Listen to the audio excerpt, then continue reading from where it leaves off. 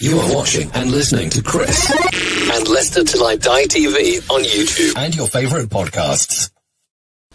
Hi everybody, Jerry Taggart here. Now be sure to watch Chris and Leicester Till I Die TV by subscribing on YouTube and following them on social media for all the latest Leicester City news and information. Come on, you foxes!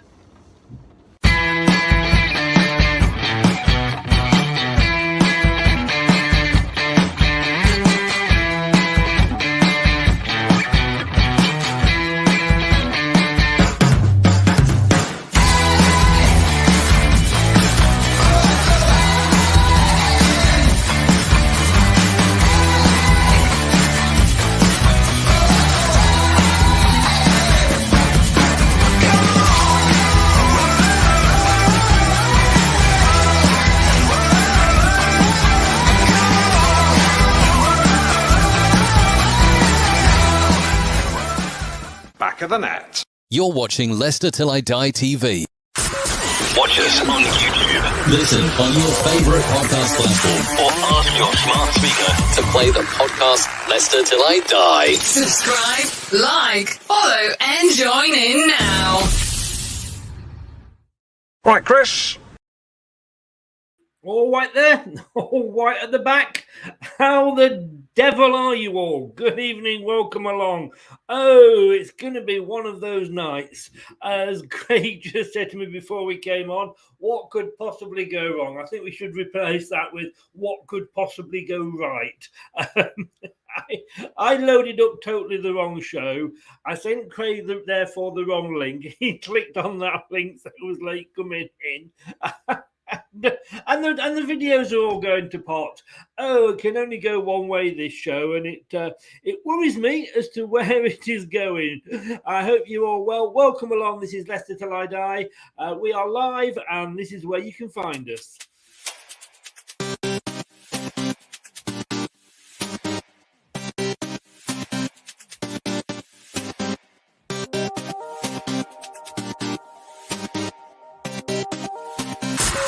Watch us on YouTube. Listen on your favourite podcast platform. Or ask your smart speaker to play the podcast Leicester Till I Die. Subscribe, like, follow, and join in now. Oh, it's all going chest up. Good evening, Craig. How the devil are you, sir? I'm good, thank you very much. We're about as organised as a Manchester United defensive line. I don't know. I think that's an insult to us. I think that is. Probably.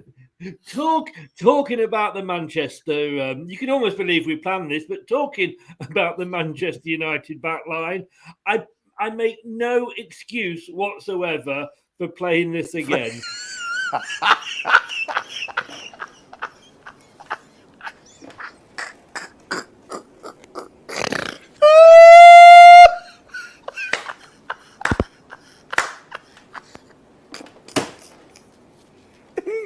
Viewers, apologize. I'm continue.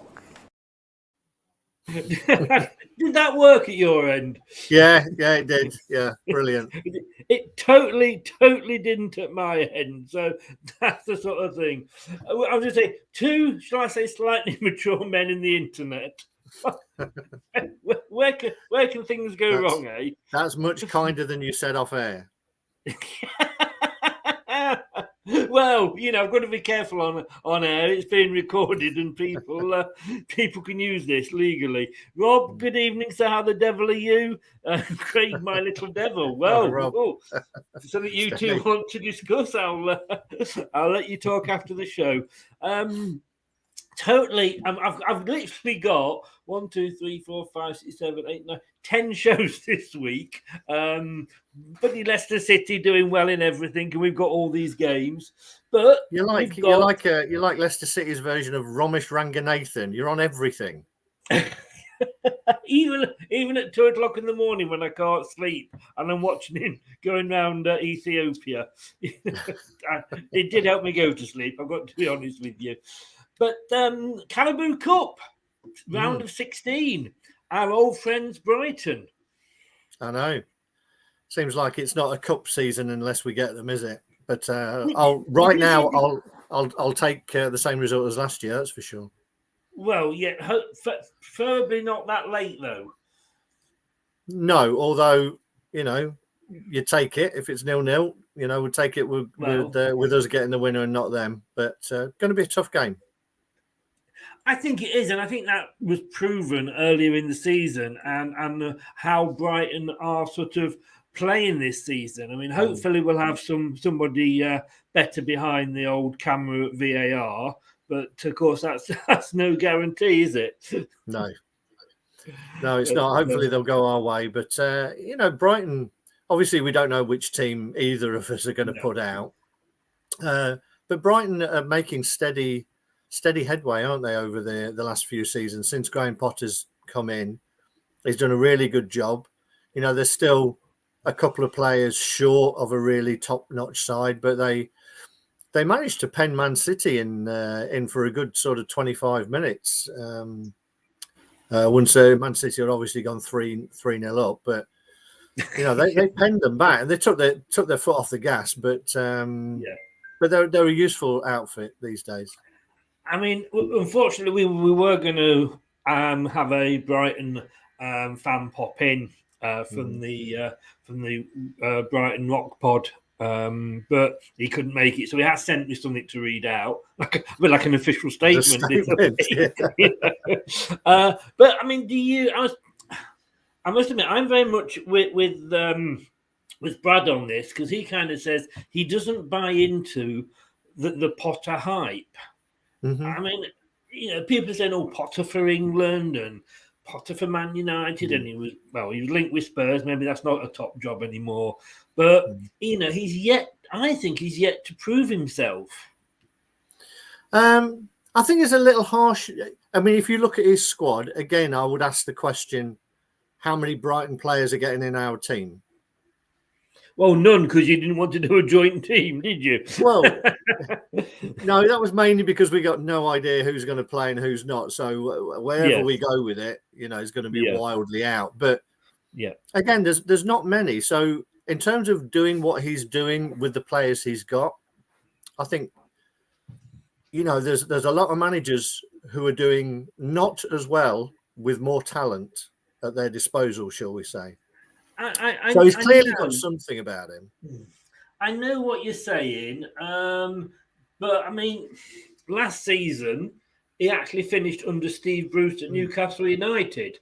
I mean, I'm all for it, and he's a British manager, English manager. I hope he does well, and maybe further down the line he will take over from Gareth Southgate. Who knows? But at the moment, I just think he's being overhyped. Yeah, I mean, to a slight extent, but I mean, he hasn't got a goal scorer for a start. If give Brighton a goal scorer, a proper goal scorer, and it'd be interesting to see what they do. ITM,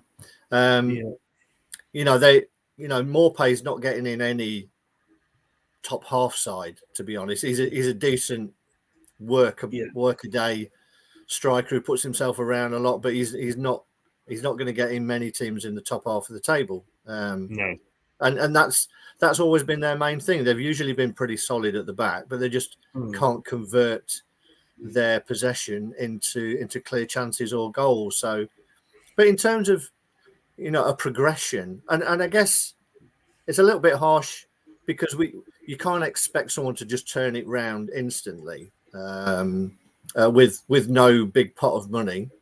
So in terms of, has he done a really good job with what's at his disposal? Yes. Whether he could do that at a bigger club with the expectation that comes with it and having to manage egos, that's, to be honest, I'm not sure he'll ever get the chance, because these days, big clubs look foreign. They look to teams who have actually done something, or managers who have won something, and with the best will in the world, unless he can get a Carabao Cup or something, there's not much chance of him winning something. So it's unlikely that he'll, sadly, for him, ever get a shot at it. They are very much, the big clubs, the same with the managers as they are with the players. They want the ready-made article. And this is why, Man United will pay us 80 million for Maguire.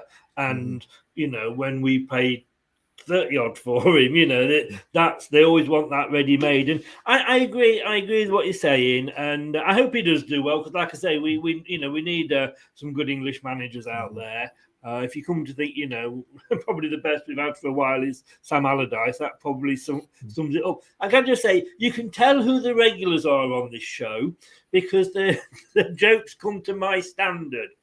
As Andrew says here, good evening, Andrew. He's just pottering along. That is not a very magical joke at all. What can I say? But yes, Andrew, we've pulled you down to our level.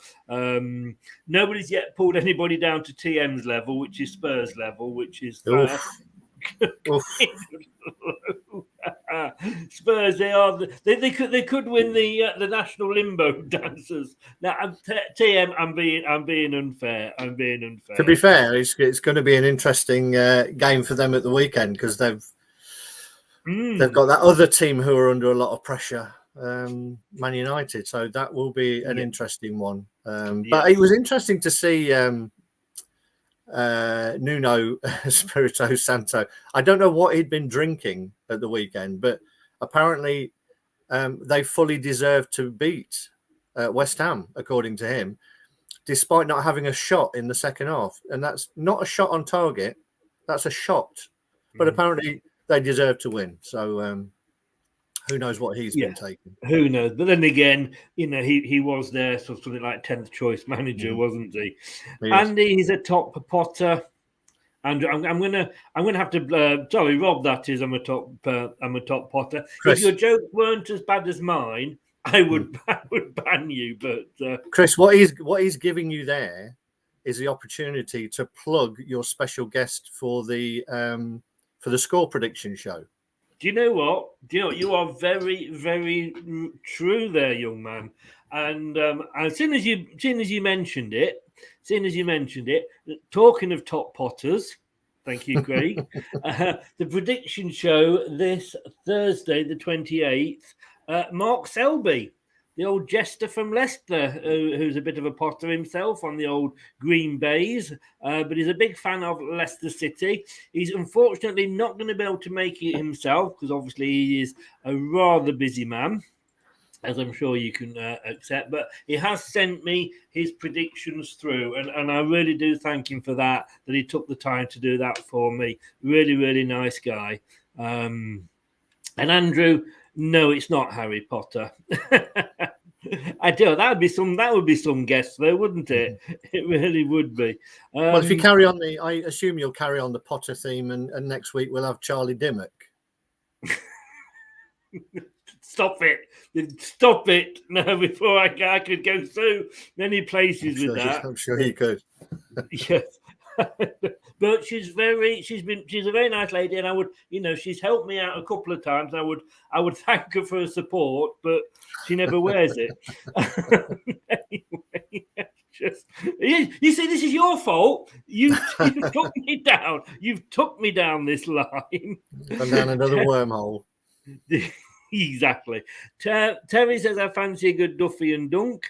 TM, wait till the show's finished, please, if you could. Yes, please do. Not when you're watching using the laptop, sir. TM thinks I am having a go at Tottenham. Yeah, probably am. I'm not going to deny it. So we are playing on Wednesday. I thought we'd have a week off from Europe, and I've got to be totally honest with you, I'd completely forgotten this match. I hadn't planned it into my schedule at all. But round of 16 tomorrow night, 7:45 at the KP. It's on lcfc.com/radio if you fancy listening to a couple of the ex-players. Or, of course, you've got Matt Piper on BBC Radio Leicester with Owen, and we send our best wishes out to Ian Stringer of BBC Radio Leicester. All our best, Ian, and hope you get well soon. Yeah, all the best, mate. Yeah. So that's it. It is Brighton. This happened earlier in the season. about a month ago, to be honest with you, and it still hurts. Brighton, well, we used to say Brighton and Hove Albion, of course. Now they're called Brighton VAR 2, Leicester City 1. It's revenge, isn't it? Well, for that particularly, it was a funny game, wasn't it? Because we were pretty awful, first half, and then we came back into it. But VAR was definitely not our friend on that particular day, and again, it comes down to consistency, doesn't it? That you see some goals chalked off and some given for the same offences. In fact, I think there was one very similar that was given on the same weekend. So disappointing, but in some ways, we only have ourselves to blame if we're playing so badly that we're having to rely on VAR to get us out of a hole as well. And since then, vast improvements, I think, in level of performance from individuals and from the team as a whole. And in fairness, VAR did kind of come to our rescue against Brentford. They did at the weekend. I mean, I did. I've wanted to play all my jingles in one go, and running out of them for later in the show. Just to mention this.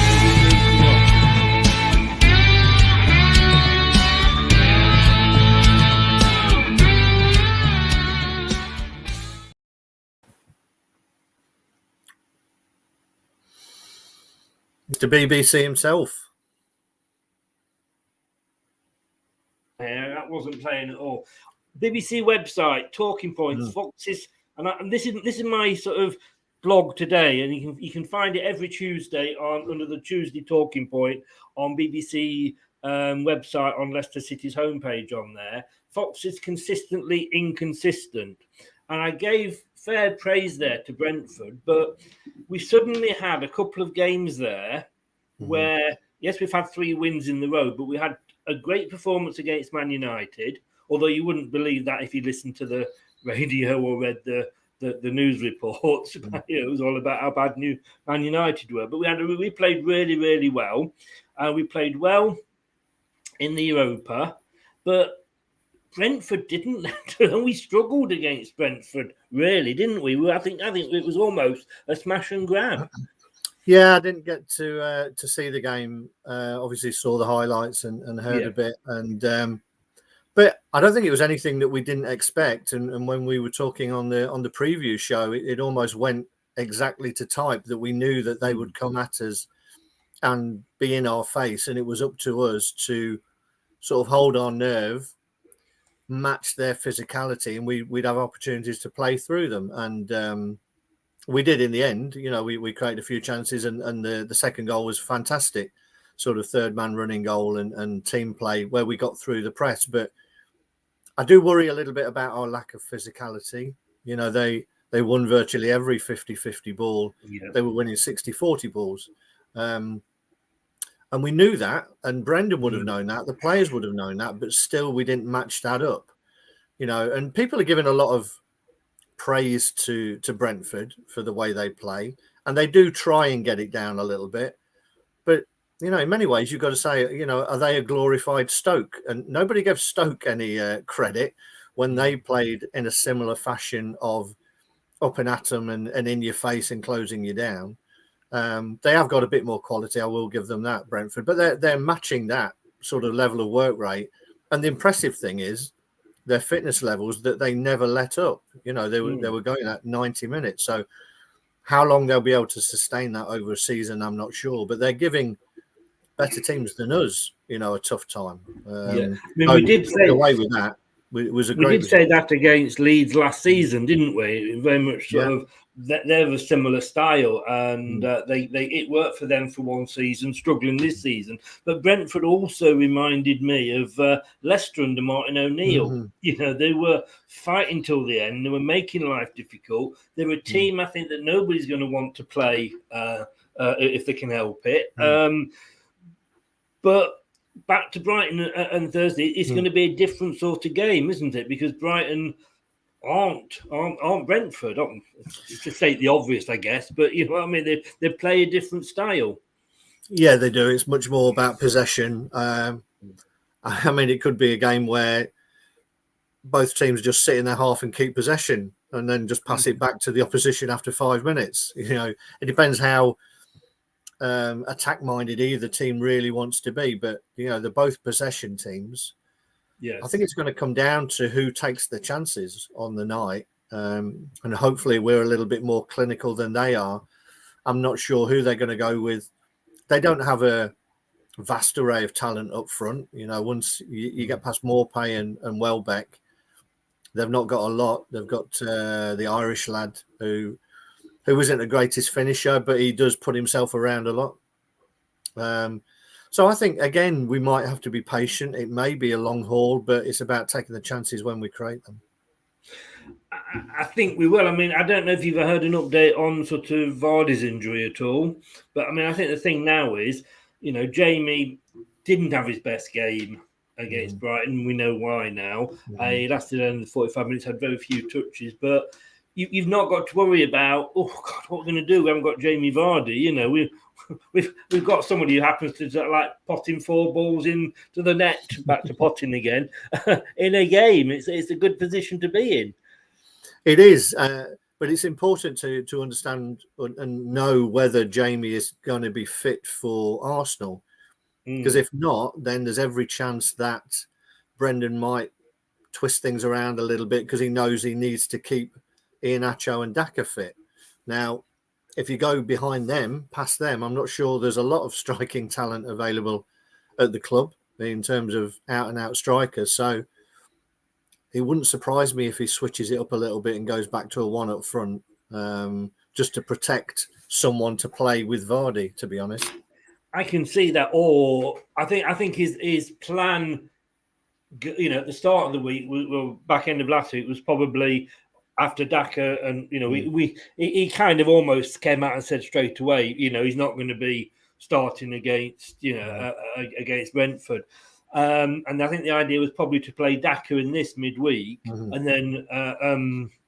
then Jamie at the weekend anyway. Yeah. So you know, if he is slightly injured, because I think Arsenal will suit Vardy's style of play. Daka's obviously not totally dissimilar. No. But I think, I think Vardy, if you've got to say which game would you sooner see Jamie Vardy fit for, I've got to be honest with you, it's probably the Arsenal game. Yeah, no, I agree. I can see, as I say, if there's any doubt at all about... Okay. That's the best we can say to that, isn't it? Okay. We've acknowledged it's there. That's the main thing. Yeah. If there's any doubt about Jamie, I don't think Daka starts, to be honest, because I think, you know, whichever way you go, I think you need that threat in behind against Arsenal. You need that pace. So ideally, yes, you want to save Jamie for Arsenal. And I say, if it looks like he's going to be fit, then he could probably go with Daka and Iheanacho. But it wouldn't surprise me if one of those is rested and Perez is pushed forward, or even Harvey Barnes. Well, I'm going to say we've got Barnes, and we might have a chance to have a look at who we would think we might be seeing at the end of the day with a quick team pick. But yeah, you've got. I mean, I think he's already stated in the press. You know, Lookman and Barnes have been unlucky not to have been featured. But, you know, we'll be doing so well, no disrespect, without them. I'd say Lookman's been unlucky. I don't think Barnes has been unlucky because he's not pulled up any trees since he's been back, to be honest. And I think most of the fans were calling for Barnes to be rested. Now, this is probably the first time in his career when he's been taken out of the firing line, the same way Maddison has been earlier this season. So you look to see how those players... respond to it. Maddison's responded positively in the last few games. Hopefully Barnes will do the same and realise that their places in the team are not a foregone conclusion anymore. No, and I think that is a good position to be in. And I think it's all about managing those expectations. And I've got a second show tonight, 9:00, with X on the Pitch with Julian Watts, and we're going to be talking about Solskjaer and Man United. I think Evans can manage players better than probably Ollie can. I mean, Ollie's got some big names in there to try and manage, and if he's not playing them, I think he's gonna have trouble. But it hasn't done Maddison any harm, has it? Because he looks pretty much, almost back to his best.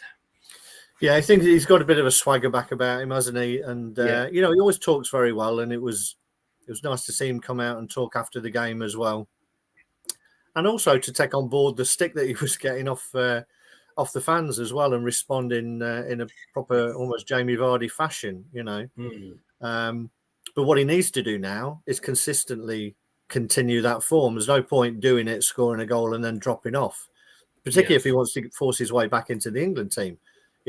What he's had is a short, sharp reminder that your first and foremost thing you have to do is force your way back into your club team. Now, he's managed to do that.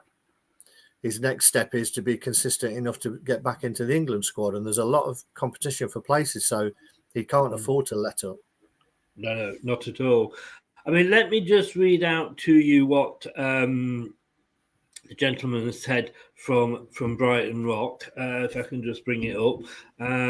Exactly, I know he did want to sort of do his best to get on the show. My internet is being the proverbial pain, as they say. So he goes, "Hi Foxes, how the devil are you?" And this is a gentleman from Brighton Rock Pod. Russell from Brighton Rock Pod, a lovely guy. We had him on the quiz as well, didn't we? Yes, yeah, we did. Yeah. So he said, as he goes, "So we meet again."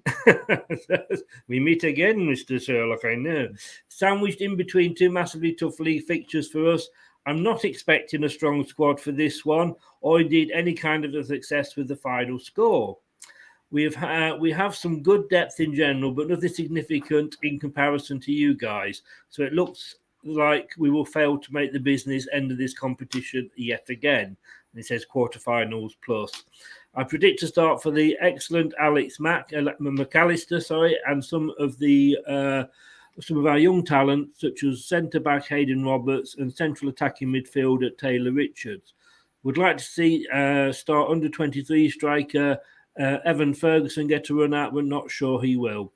And he's going for a 2-0 win for the Foxes. And he says, and thanks for beating Brentford and keeping us in 5th. All the best, Russell. Thanks, Russell. So he's not overly confident, is he? No, he's not. I mean, when they came before in the FA Cup, they fielded a fairly strong side, but I think there's a big difference in mindset between the Carabao Cup and the FA Cup, particularly when you get to the later rounds. Yeah. The argument could be, though, that realistically, I mean, Brighton have made a very good start. They're not going to go down. Are they going to have enough squad depth to maintain a push for a Europa League spot? Potentially, maybe not.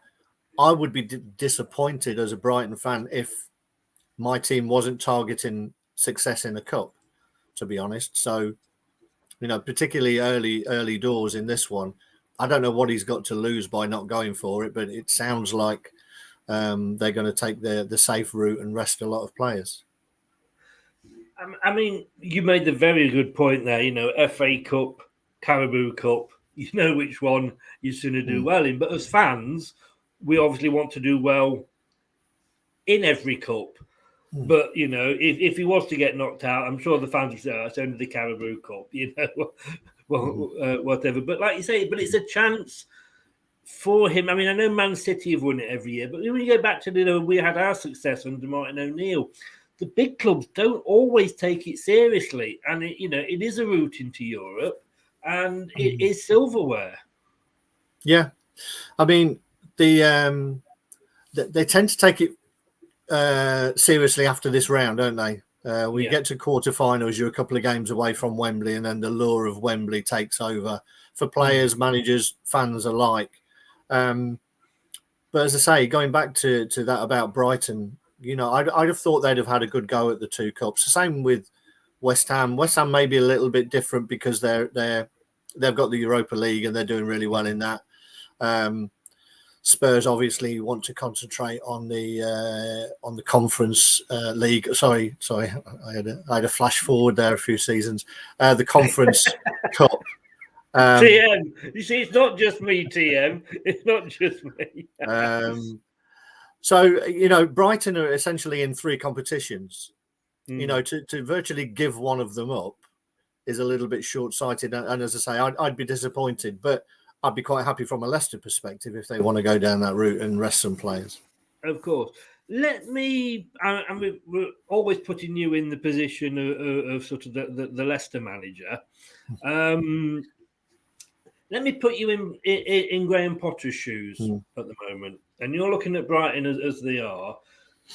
Do you have any serious thoughts that you will end up in a Europa League place or a conference place? Or do you say, let's concentrate on the cups? I think he's got his eye on it, but I think he's got to be realistic that they haven't got the squad depth. So for them to actually, if they finished top 6, top 7, that is, probably the best season in the best season in their history. To be honest, I know they've had success in cups in the past, but in the modern day, in the modern era, in the Premier League era, it would be a phenomenal achievement for them to be able to sustain it. When you think you've got the standard top 4, then you've got Spurs, then you've got Arsenal. Arsenal starting to show a little bit of form. West Ham are doing really well. You've got Everton, us. For Brighton to push in that, I'd be very surprised, to be honest, if they could sustain it. So I bet going into this season, most of the fans and probably Potter and his staff would have said, in terms of progression, we need a top half finish and have a good go in one of the cups, So I would be able to go in the cup, they know we're going to change it around a bit. This is a great opportunity. It's decided on the night. It's not a 2-leg thing, Yeah. I don't know why you wouldn't go for it. That level of team, it really annoys me as a fan. When we used to do it, we had a couple of seasons where we started resting players, and I know we're going to do it again, but we've got a much broader squad, so we can probably cope with it a little bit. Yeah. But as a fan, as a Brighton fan, surely you're thinking, it'd be great to get back to Wembley in a cup final. We've got a team who are capable of doing that, of having a run in a cup, much less capable of sustaining a full season. So let's have a go. You were thinking back to Newport, weren't you? Then when you were saying that, that we've never had the big enough squad, I don't think, to be able to put out I hate to say second string team, but basically that's what we were doing. We look, like you say, now you look at our bench and you're thinking, that's another team, really, isn't it? Yeah. So yes, we have got it. And TM has noticed that you pick on her as well, not just me. So thank you, TM. And good evening to Scott. Thanks for joining us, mate. How the devil are you? Sports Central, good evening, sir. How the devil are you? I believe Daka should start this game. Also, the midfield should be beefed. It's who you beef it up with. I want to take you back, though, to a point that was made earlier by Terry. I think it was a very good point. It used to be that we can't start without Vardy. Now it's, can we start without Evans? It's an excellent point, Terry. The worry is that we're relying maybe on a player that his age doesn't worry me so much because, the footballers are fit. And if you're going to worry about age, look at Jamie Vardy. But his injuries worry me as to how many games or how often he can go on playing, 2 matches a week. Yeah, it is a concern, to be honest. But it is a very good point, Terry. People who have listened to me on here over the last few months know that I'm not Evans' biggest fan. That's predominantly when he's on the ball, but you can't argue against the sort of experience that he brings to that back line and the fact that people play better when he's in the team. So, it is proving to be important. And that's something really that the management team needs to be aware of. I would imagine they are already looking around to see who they could get next season from an experience point of view. Because if you're going to go like for like, Vestergaard he's got experience, but he's not that kind of player. You wouldn't want to be going down that route. Obviously, we'd have Fofana coming back. It seems to be a little bit earlier than we would do, but still, Fofana would only benefit from having Evans alongside him in terms of talking him through games.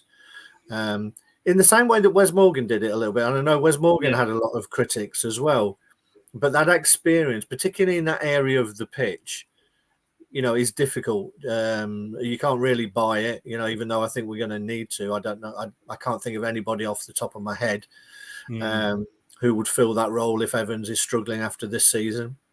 Exactly. I think we do need to buy. I mean, Fofana, the papers are to be believed will be back just in time for Manchester United to buy him. I mean, again, I go back, and maybe I've got blinkered tunnel vision here, but to me, Tarkowski is the guy we should go for, in my opinion. I think we should have got him instead of Vestergaard, but I understand why not, because I don't think we would have had the money for what they were asking, but we may have missed the boat with that one, because obviously Newcastle are sniffing around him now. Yeah, I think he'd be ideal for Newcastle. I could understand. I was never his biggest fan, but I can see his qualities. Whether he's vocal enough in terms of that kind of player, in terms of an Evans replacement, I'm not sure. But definitely there needs to be somebody in the pipeline somewhere to bring in to replace Evans, that's for sure. Yeah. And looking at going into this, this is the form guide going into the game tonight. We're slightly better form than Brighton are. We have closed that gap to just 1 point between us. Unfortunately, we've still got the Brighton result on the bottom of that section there. And I know we've got Arsenal at the weekend, but Brighton as well, they lost to Man City, but there's going to be a lot of teams that are going to lose to Man City this season. They could only draw with Norwich, which I think was a surprise to everybody. Nobody had that on the coupon. But they've got Liverpool at the weekend, and that's going to be at the back of their minds, isn't it? It is, I think. They'll be looking to test themselves against Liverpool who seem to be just brushing everybody aside at the moment. So they'll want to test themselves, and I'm sure they'll put up a very good show.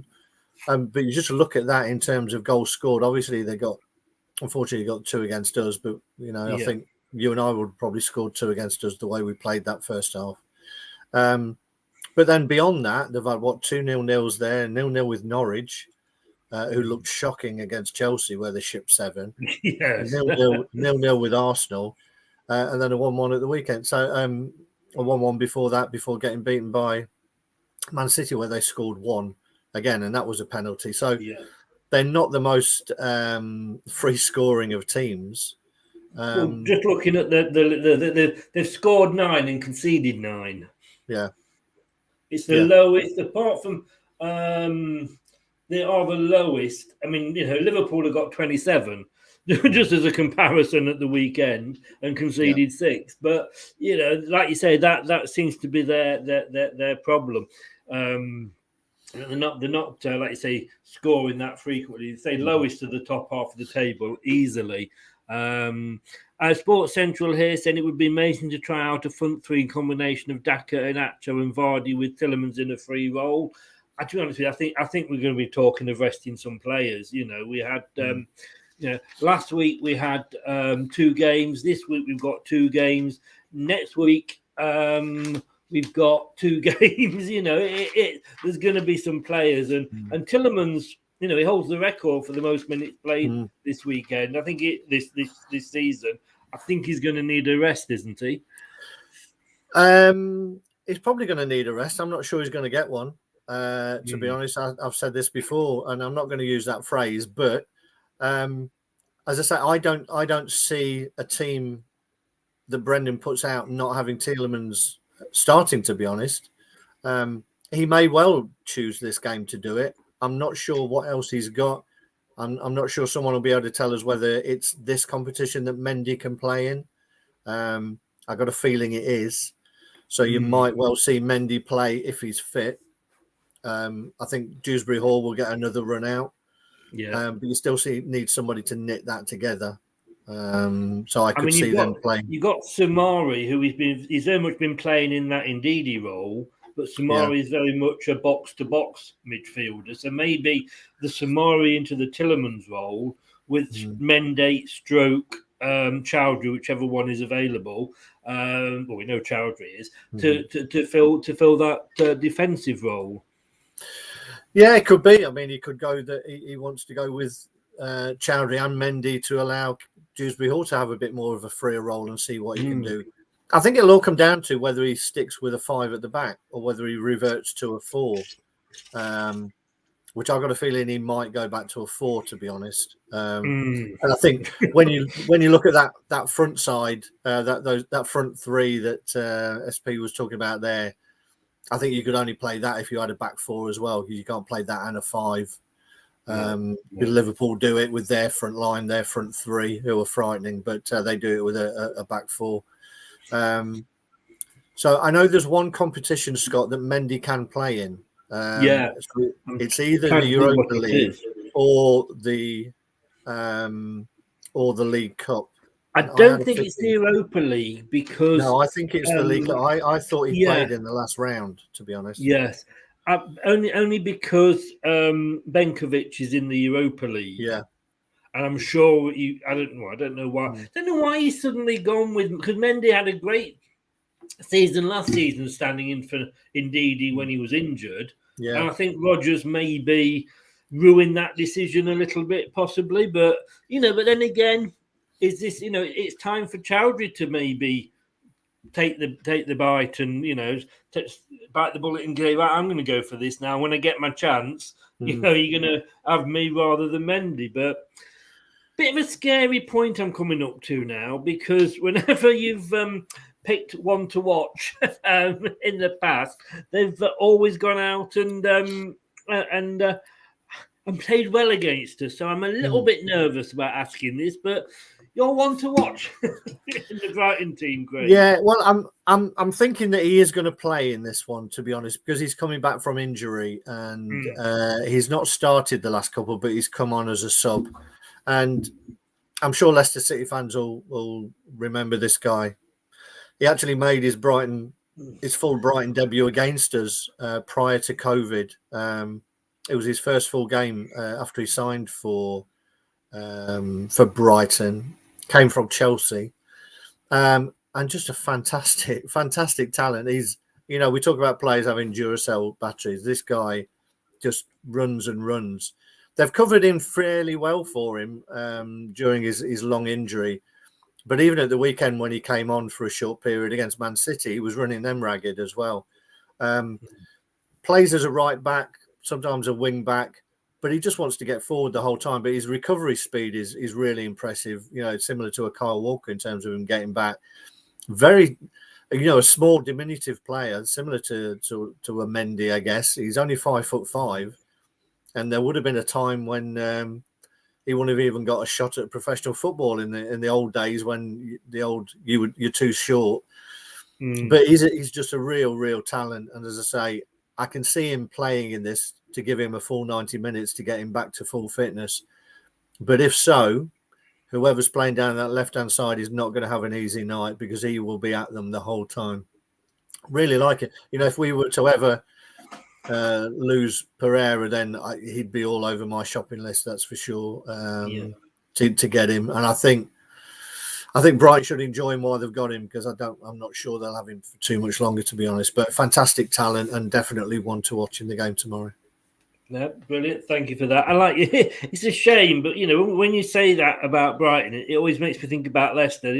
We nurture these players, and unfortunately, always end up somewhere. There's always another bigger team, isn't there? You know, and actually might remind the Man United fans when they're after all our players that Ronaldo did actually leave them to go to Real Madrid. You know, you got to think about these.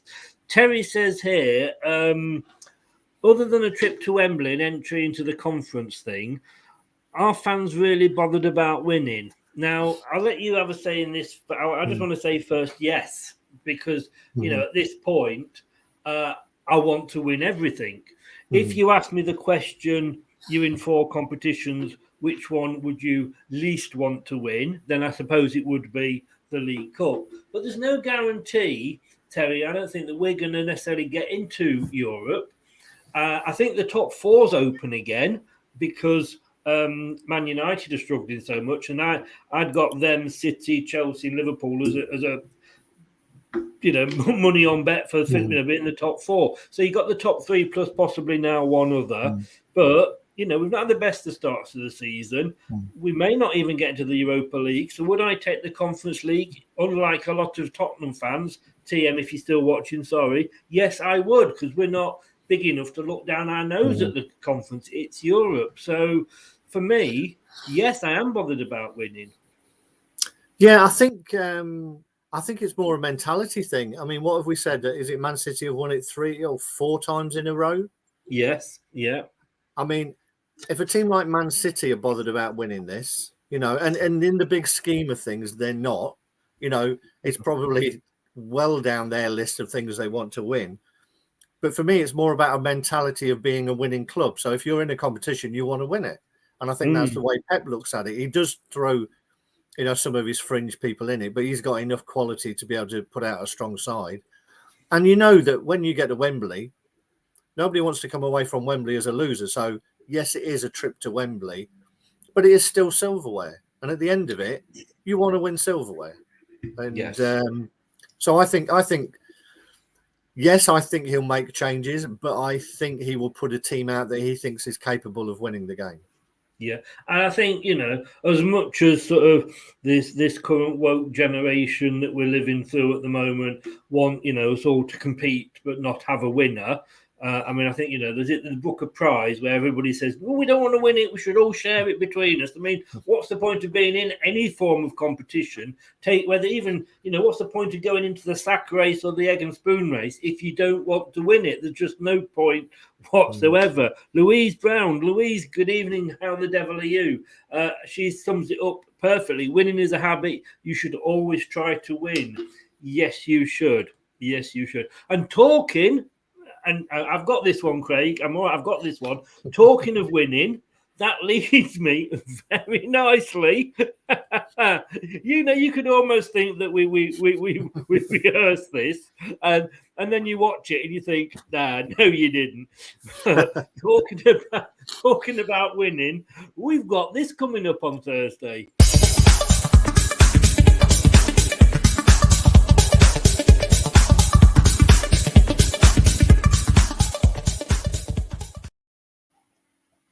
I need to turn my computer. It was only a short one. Sorry, mate. You got you there with your mug in the face.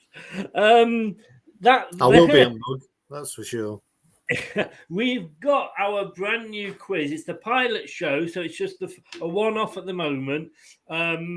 Craig, who is from this point on will be known as the Quiz Master, will be taking on all comers. And we're starting off with Dan. And it's a bit of fun. It's not football at all. That's why I say it's a bit of fun, a bit of general knowledge in there. You may recognise the format once we get into it, but that's on Thursday. And you're looking forward to it. You're cluing up on your general knowledge. No, it's going to be weird, isn't it? Because I'm going to be on the wrong end of the questions this time. Yes. So obviously, as the quiz master, you know, I should be passing that baton to you, Chris. Now you've seen how it's done, so I'm sure it's in safe hands. You have set such high standards. I know I will pale in insignificance next to you, sir. Well, I'm sure you'll do a great job. No, I'm looking forward to it. Yeah, am I confident? No, but it'll be a bit of fun, and it'll be interesting to see how it goes. I think I'm prepared in terms of my little bits of paper with A, B, and C on it. Apart from that, I'm not sure what to expect. So that might give you a clue as to where this is going, folks. If you've got A, B, and C on your bits of paper, but it is multiple choice, so it's just a case of jogging your memory. There'll be a lot of what's known as educated guesses or uneducated guesses, probably. Indeed. Okay, so very, very quickly, I think we can just got time to run through this. Honestly, is that finally it's coming up? So just very, very quickly, we're not going to take too long over this, but the team that we think might go out against Brighton. Do you think it's going to be a 4-4-2 again? Do you? Or I think so, to be honest, just because of numbers and giving people a rest. I think he's got more players going forward who probably need some game time than those at the back. So I think he'll be quite protective of those at the back and not risk players. No. I mean, let's start. I think I would put Danny Ward in there. I think that would be a given. Do you think? I've got a sneaking. We'll put Danny Ward in, but I've got a sneaking feeling he may go for Schmeichel. But I know Danny Ward would not be happy if he's not getting a game even in this level. But yeah, let's go. He played in the last round though, didn't he, against Millwall? Yeah, I think he did. Did he? Yeah, I think he did. He did. No, he did. Yeah, so I mean, it should be. This should be his competition, shouldn't it? So it should. Yeah, I mean, like you say, if he's not even getting a run out on in this, then he's got to sort of, be on the phone to his agent. Really, Hayden, good evening. How the devil are you? Welcome along. Thanks for joining us. Now then, the back four and left back there for me. I think you got to give a run out to Ryan Bertrand. Or would you go with Luke Thomas? I think he might go Thomas. Right. I think he might go Thomas. Yeah. And is that thinking of Arsenal at the weekend, do you think? Yeah, only because, we're not sure about the fitness still of Castagna. I know he played, whether he's still harbouring something. I think he won't want to risk Bertrand if he needs to put him in because there's an issue with Castagna, if that makes sense. Yes. So the safer option may be to go with Thomas. Yeah. And on the right, would that be Piero, or would you go? I'm tempted. Oh, I don't know about Amati, to be honest with you. Yeah, I'm not sure. I think it may be. I can't remember his name. The other guy, the young guy we got from Arsenal, may come in and get a run out. Right. No, I know who you mean. He's not in your list, so let's say Pereira's going to play, shall we? He's not on the BBC's list, shall we say? Yeah, I do know who you mean. On that, again, if he's not in the squad, would he be, in or out, sort of thing? Yeah. The two centre backs, to me, this is where I would start to rest people. I can't play Evans. I really can't because I think we need him for Arsenal. And I know last season we went out to Arsenal in the first game in this cup. And if we did go out to Brighton tomorrow, whilst I do want to win everything, I wouldn't, I wouldn't be crying into my milk. Yeah. So for me, I'm thinking of Marty and Vestergaard. I'd be going Vestergaard and Soyuncu. Really? Only because we know in the past Marty's had fitness issues in terms of muscle strains and the like. And I don't see a reason why Soyuncu should be rested, to be honest. I don't know what benefit that would give him. He's not someone who's struggled with injury in the past. And he's probably the most aggressive defender we've got. So personally, I would go that. I couldn't argue against you going with Amati and Vestergaard. I just think he might be Soyuncu and Vestergaard. I think Vestergaard definitely plays. Yes, particularly from a height perspective as well. We're not sure, obviously, what team Brighton are going to put out. No, But we don't. And this is they do pure guess. They do have quite a few tall defenders, that's for sure. Yeah, my thinking with Amati is that Soyuncu, he has improved, but he's still. The problem is a lot of the time, I don't necessarily think it's Soyuncu's problem. I think quite often it's Schmeichel playing Soyuncu into problems with this playing out from the back. And I know some people disagreed with me in the post-match show at the weekend, but I just think we have too much reliance on this playing out from the back, and Schmeichel seems to look at it. I mean, when he kicks the ball up, it's almost if he gets his kick right, it's almost like an assist. We've seen that recently, but it's almost like who do I pass to? Everybody's marked, but I've still got to pass it to somebody. And you don't want to be passing to one of your back four when he's got, a Brighton player behind him, although they may not press as much as Brentford did. So if you're going to, he did this against Brentford, and it was to Soyuncu, and I think it was, and he lost the ball, and we ended up giving Brentford a throw in, literally on, the line with the bigger box. And I'm thinking, if I want to lose the ball, kick it upfield, and I'd sooner lose it in their half than that close to our goal. Yeah, I think again it comes down to that bit of lack of physicality further up very often. So unless they're free, we're not the most physical team. So it is going to come straight back at us. And I've made this point before that I don't. It's almost like Schmeichel. Once he's given his first pass away, he thinks that's his responsibility done, rather than saying, what's the guy who I'm giving it to? What's he going to do? Where's his next pass out of it? He doesn't seem to think like that. But hopefully, with Danny Ward in there, it'll be a different thing. So Soyuncu may not be put under as much pressure. No. Daley Campbell, is that the gentleman you were thinking of? That's the one, yeah. Yeah, I mean, there's every chance that you're right, and he plays Amati as a right back again. That could happen. But Daley Campbell, I think he only had one outing. He played against Brighton in the cup last season in the FA Cup game, I think, and he was instrumental in winning the corner that we eventually scored the winner from. So so he could play. I just don't like. I think if I played Amati, it would be as one of the two centre backs. I think he's much safer there. Yeah, right. Yes, indeed. Right on the left wing, left of midfield. Who are you thinking of there? I think this will be the return of Harvey. Yes, yeah, I wouldn't disagree with you there. I think if you're going to bring him back, then what's the harm? We know, I've got to be totally honest with you.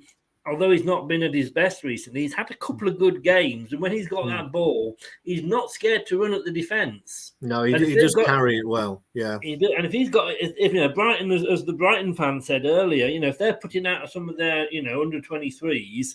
He's going to be scaring them.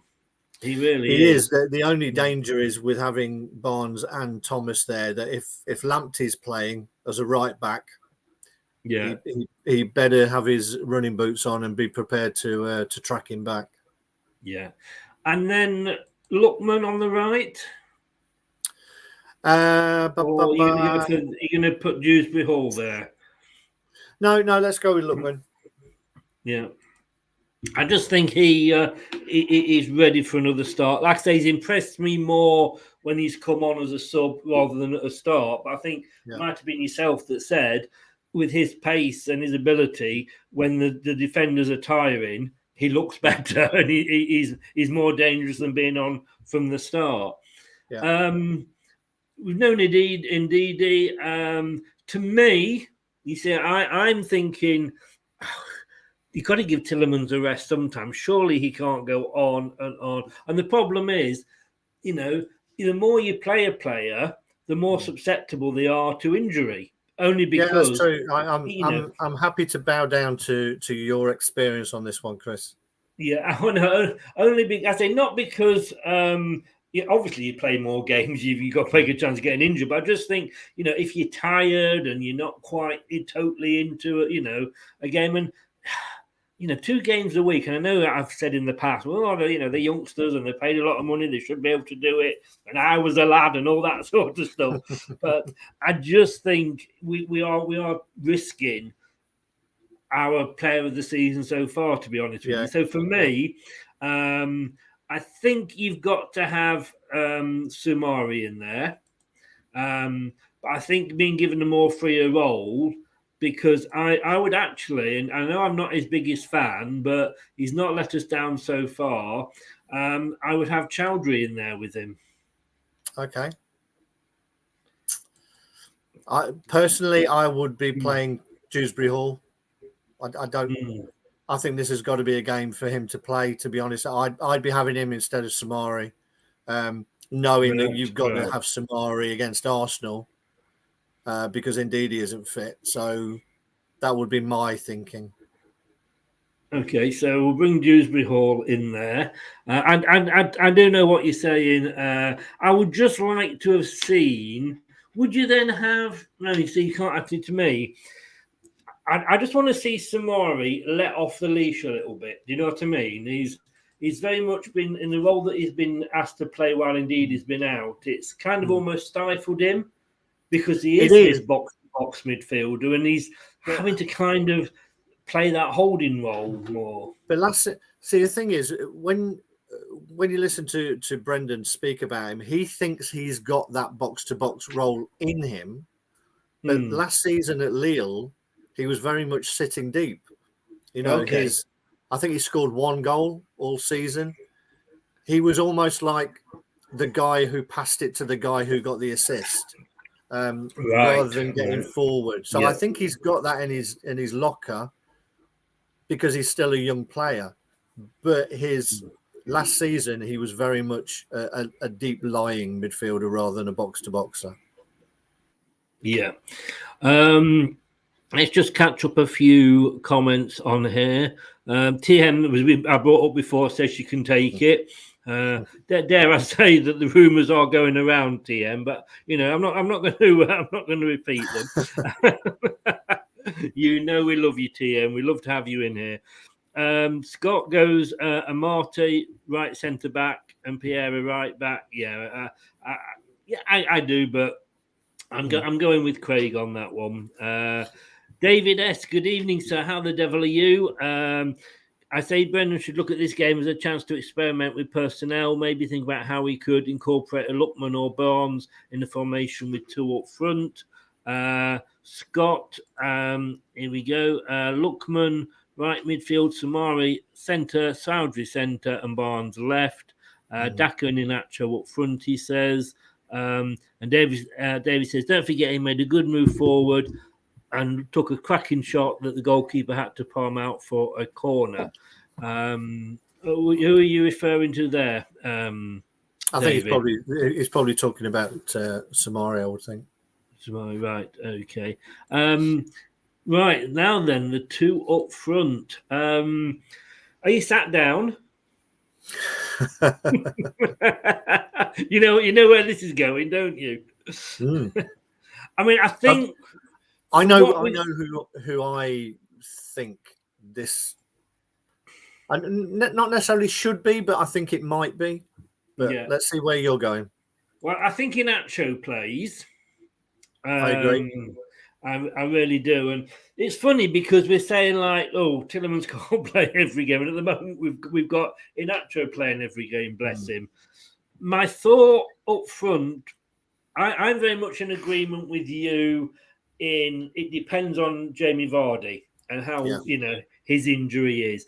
If he is fit to play, then I think Daka plays, and Vardy will come in against Arsenal. If he isn't fit, then I think we rest Daka and save him for Arsenal, and I would put Perez there. I agree. I think that's the way you've got to look at it. As you say, it very much does depend on Vardy's fitness, because you can't go into an Arsenal game without Daka and Vardy. We become a very, very different prospect without someone who's going to stretch the space in behind. Yeah. It's been really If encouraging anybody- to see how Daka plays, how similar to Vardy Yeah. is playing. Yes. So it's great that we've got that option. But, so I think you need to protect that for the Arsenal game. So Indeed. I can see that as a front two. And we've managed to get Lookman and Barnes in with the two up front as requested. Indeed we have. And if anybody's just heard a thud or they think that there's an earthquake in the northwest of England, that was purely Brad falling off his chair at me picking Perez to go in the team. He will probably never talk to me again now. He's standing in for you on Friday, so I think he might get his own back. I think he might well do. But in fairness, Perez, credit where credit's due, and I'm not his biggest fan, as I wasn't with Chowdhury, but he's not done that bad when he's been on. He's got a couple of assists the other night. Exactly. And, to be fair, players do need pitch time. You can't just not play them and then expect them to come on and do a job when they're needed for 20 minutes in a game. They've got to have pitch time. So these are the games where they should be getting it. Yes, indeed. And you'd have a strong, all those other players that we think should be starting, I'm sure will be sitting on the bench if required. Oh, I'm pretty sure they will be, and it's great that we have got such a strong team. And it's interesting that out of all of that, and particularly from you, Chris, that Mark Albrighton's name didn't come in once. And to be honest, you could easily play him as a right back as well, depending on the formation. He's played there enough times as well. So, but I thought you'd be squeezing him in somewhere. You know what? I love Mark Albrighton. Obviously, I don't think there's anybody at the club, in fairness, that doesn't. And that if you bring him on, he's going to give you 110%. Sometimes he doesn't turn into the 110% performance, but it happens to every player. For me, he would never not, if he's fit, he would never not be in a match day squad. If I started him, he just wouldn't last the 90 minutes. I don't think. And if I don't start him, I can bring him on. And I think to have that, and this is where I see Jamie Vardy going as well, to have somebody with his pace and his crossing ability coming on, maybe with 15, 20 minutes to go when the defence is tiring, is to my mind, like, having an ace up your sleeve playing poker. Yeah. I could see a scenario where he plays where we've put Lookman and Lookman moves forward where we've got Iheanacho. I could see that happening as well, because at least then you're still having the pace in behind. But I think the team we've got there is a pretty solid one, to be fair. Yeah. David says, isn't Albrighton injured from the last game? He didn't play, did he? I'm not sure. He got an injury, didn't he? He got taken out in the Europa League game. Sorry. Yeah. So I'm not sure whether I'm not sure whether he's fit again, but you could be right. And obviously, yes, Amati did score the winner in the game away at Brighton last season. He did. I think he's going to be one of those players that is underestimated when we look back. I think when he's given a role and he knows his role, and his role is right, you're a centre half. Yeah. Deal with the balls and then just give it to someone who's better than you on the ball, then he can do a solid job. Yeah. Last question for you now, before you go, is: are you still going to talk to us when you're famous, Craig? Of course, Chris. Because I think there's very, very little chance of that happening. But starting on Saturday, you are going to become the new face of Leicester Till I Die. The new old face. I never say. You accuse me of having to go. I never say these things, and you are going to be on hopefully on some form of television on. I'm just waiting for confirmation of the details. But you are going to be accosted after the game. I've waited for that for a long time, Chris. To be fair. Yeah, I think saying that I'm going to be on television somewhere is bigging it up a little bit. but someone will have a camera and pointing it in my direction. You know, you're putting yourself down again, aren't you? You know, do you if you I turn get up in and first. it's Paul Merson behind the camera, you'll be all right. No, it's Upside Sports, and it's a new channel that's coming out. It's something they're setting up, and they are going to be doing. They'll be providing video footage that we'll be able to use on the social promotions, and great ideas. And this is just one of them. So good luck with that, Craig. It's all happening. Everything's new this week. We've got a new show on Monday. As well, with which I'll preview in a minute. But Craig, you're away this weekend on Friday night, so Brad's going to be stepping in for you. Enjoy the game at the King Power and make sure your hair's in place post game. Thank you very much. I shall do. I'll make sure that the glue is well in place. Yeah. Do you have the short, fat, hairy legs to go with the wig, though? You got no idea what's going on below the level of this screen. I don't want to. I really don't want to. You know, Craig. The only person who does want to know is probably Paul Scholes. We will leave that. We will leave that as that. 'Cause I don't know where you're going with that one, but well, I'm sure there's plenty of people that do. Yes, at least you didn't go with Mark Selby and balls and pockets, I've got to say. No, but thank you very much, Craig. As always, a pleasure, my wise old owl. Thank you very much. Have a good night on Friday and enjoy the game on Saturday. Cheers. Bye, everyone. Thanks, Chris. Thanks a lot. Cheers to Craig. And I say, don't forget, on Thursday at 9 o'clock, an extra show, The Race. Hopefully kind of getting where we're going with it. So that's a brand new show that's going out on Thursday at 9 o'clock. And if I can get it to work, because nothing's been working tonight properly, Monday night, we're doing a preview, an opposition review of the Arsenal game with Miss Melina, who's a big Arsenal fan, at 6 o'clock on Sunday. It's all changed this week. But we have got this coming up, if it works, fingers crossed, on Monday.